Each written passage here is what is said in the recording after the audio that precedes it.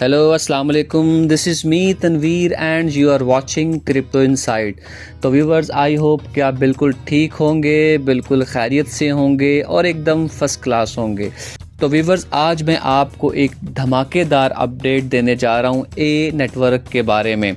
जी बिल्कुल ठीक सुना आपने, ए नेटवर्क जो है वो इस वक्त बात चल रही है सेंट्रलाइज्ड एक्सचेंजेस के ऊपर लिस्टिंग की। तो ये आज के दिन की सबसे अहम और सबसे बड़ी बात है। तो मैं सबसे पहले आपको रेफरेंस के तौर पर लेके चलता हूँ एक्स पे। तो एक्स पे आप देख सकते हैं कि एक मिस्टर कोच साइलेंट के नाम से एक अकाउंट है। तो मैं थोड़ा सा क्रॉस वेरीफाई कर लूँ कि ये मिस्टर कोच साइलेंट जो है वो इसको फॉलो किया है जवाद शाह ने। और जवाद शाह जो हैं वो ए नेटवर्क के लिए जो है वो AMA जो है वो डिज़ाइन करते हैं और कंडक्ट करते हैं डेली बेसिस के ऊपर, यानी कि उनकी ऑफिशियल टीम में ये आते हैं। ठीक है, तो अभी हम बात कर लेते हैं ऑफिशियल अपडेट की। अपडेट में उन्होंने क्या कहा है, but planning the next stage of WANet expansion is being prepared. जी मतलब ये है कि WANet एक्सपेंशन के लिए कि जो प्लानिंग है स्टेज सेट किया जा चुका है, प्लानिंग की जा रही है और प्लानिंग कर चुके हैं। तो ये प्लानिंग किस चीज़ की है, आइए आगे चल के बताते हैं। The dex was never intended to be the final destination for WANet। Means के जो डेक्स था वो कभी भी हमारा आखिरी जो है वो डेस्टिनेशन नहीं था, आखिरी मंजिल नहीं थी WANet के लिए। जहाँ पर ट्रेड इस वक्त हो रही है डेक्स के ऊपर, डिसेंट्रलाइज्ड वॉलेट्स के ऊपर, वो हमारा फाइनल डेस्टिनेशन नहीं था। इट वॉज द बिगिनिंग, ये एक स्टार्ट था, ये एक आगाज़ था। A decentralized exchange gives users permissionless access। अब बता रहा है कि डिसेंट्रलाइज्ड होता क्या है, वो आपको किसी चीज़ की परमिशन नहीं चाहिए होती, आपकी अपनी सेल्फ कस्टडी होती है, उसकी ट्रांसपेरेंसी होती है। ठीक है, एंड ऑल द फीचर। उसके बाद आगे कह रहे हैं कि building a global ecosystem requires expansion, यानी कि हमें सिर्फ यहाँ पर रहते हुए, डेक्स पे रहते हुए हमें एक्सपेंशन नहीं मिलेगी।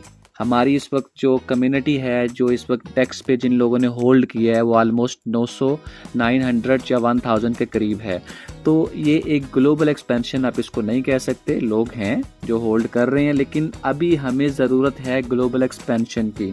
तो हमें डेक्स से आगे मूव करना पड़ेगा CEX के ऊपर। तो आगे पढ़िए क्या कह रहे हैं। The A network team is now planning the next stage of growth for WANet। ठीक है, और इसमें शामिल क्या है, इसमें शामिल है preparations for potential future listing। ठीक है, ये बड़ा अहम वर्ड है कि potential future listing होगी या इसकी अपॉर्चुनिटीज होंगी सेंट्रलाइज्ड एक्सचेंजेस में। अब वो आपसे आगे आपको बता रहे हैं या आपसे पूछ रहे हैं कि why does CEX expansion matter, इसकी ज़रूरत क्यों पड़ती है भाई। यानी अगर हम डेक्स में जो है वो ट्रेडिंग कर रहे हैं, उसमें स्वैपिंग हो रही है, उसमें लोग बाय कर रहे हैं, सेल कर रहे हैं, तो हमें सेंट्रलाइज्ड एक्सचेंजेस की ज़रूरत क्यों पड़ती है। अब उसका जवाब ये है नीचे, because millions of crypto users still prefer centralized exchanges for accessibility, convenience, liquidity and trading. यानी कि सिर्फ डेक्स में आपको लिमिटेड बायर और सेलर्स मिलेंगे, लेकिन जब आप सेंट्रलाइज्ड एक्सचेंजेस की तरफ जाते हैं तो आप अंदाज़ा कीजिए कि हर एक्सचेंज के ऊपर मिलियंस ऑफ बायर और सेलर्स बैठे होते हैं। तो जब आपकी करेंसी, जब आपका टोकन लिस्ट होगा CEX के ऊपर या ऐसी एक्सचेंज के ऊपर, तो जाहिर सी बात है कि वहाँ पर पोटेंशियल होगी बायर्स की भी और सेलर्स की भी। ना सिर्फ वहाँ पर बायर्स और सेलर्स होंगे बल्कि वहाँ पर कन्वीनियंस भी होगी, लोग आसानी से बाय और सेल कर सकेंगे।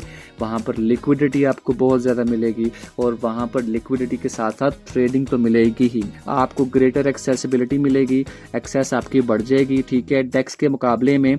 और potential access to deeper liquidity, ये इसकी बात हम कर चुके हैं।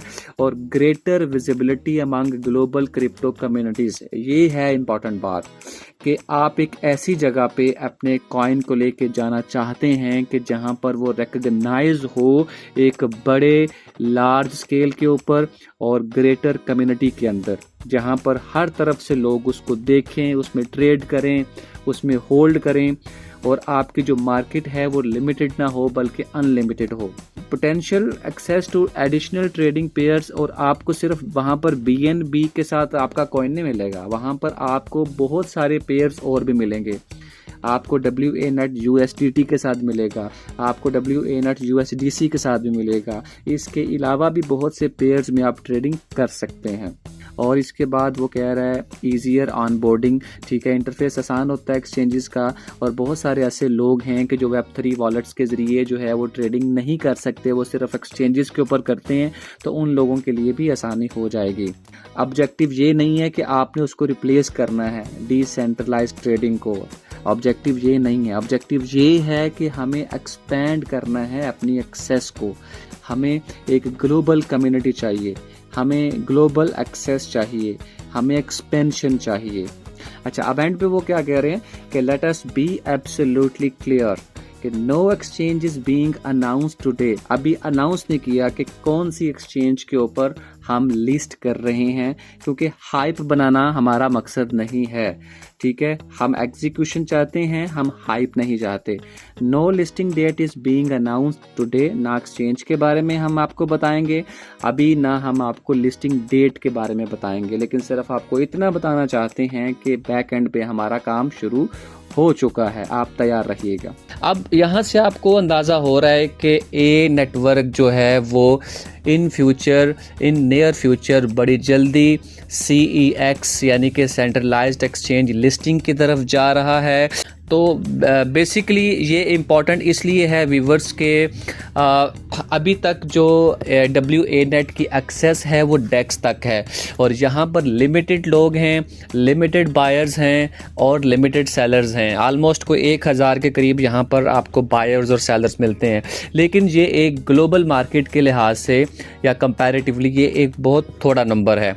आप इमेजिन कीजिए कि अगर WANet जो है वो सेंट्रलाइज्ड एक्सचेंजेस में टॉप टियर की बड़ी एक्सचेंज में लिस्ट हो जाता है, जैसे बाइनांस कर लें, जैसे आप कॉइनबेस कर लें, जैसे आप OKX या बिटगेट कर लें, जैसे आप बायबिट की तरफ चले जाएं, इनमें से अगर किसी भी एक्सचेंज पे लिस्ट हो जाता है तो व्यूअर्स मैं आपको आज बता रहा हूँ, आप इस प्राइस के ऊपर दोबारा से WANet को नहीं बाय कर सकेंगे। ये एक फाइनेंशियल एडवाइजरी नहीं है, ये एक मेरा तज्जिया है। मैं बस एक एनालिसिस कर रहा हूँ कि अगर तो सेंट्रलाइज्ड लिस्टिंग की तरफ चले जाते हैं तो फिर ये जो प्राइस आपको बोर्ड पे नज़र आ रही है, आप दोबारा इसको कभी भी एक्सेस नहीं कर पाएंगे, मुझे ऐसा लगता है, क्योंकि वहाँ पर आपको एक बड़ी मार्केट मिलेगी, आपको बायर्स और सेलर्स अनलिमिटेड मिलेंगे। तो जब इतनी बड़ी मार्केट में आप जाएंगे तो जाहिर सी बात है आप जो है वो आपकी बाइंग और सेलिंग की जो पोटेंशियल है वो पहले की निस्बत बहुत बढ़ जाएगी। अनाउंसमेंट की थोड़ी सी बात कर लेते हैं।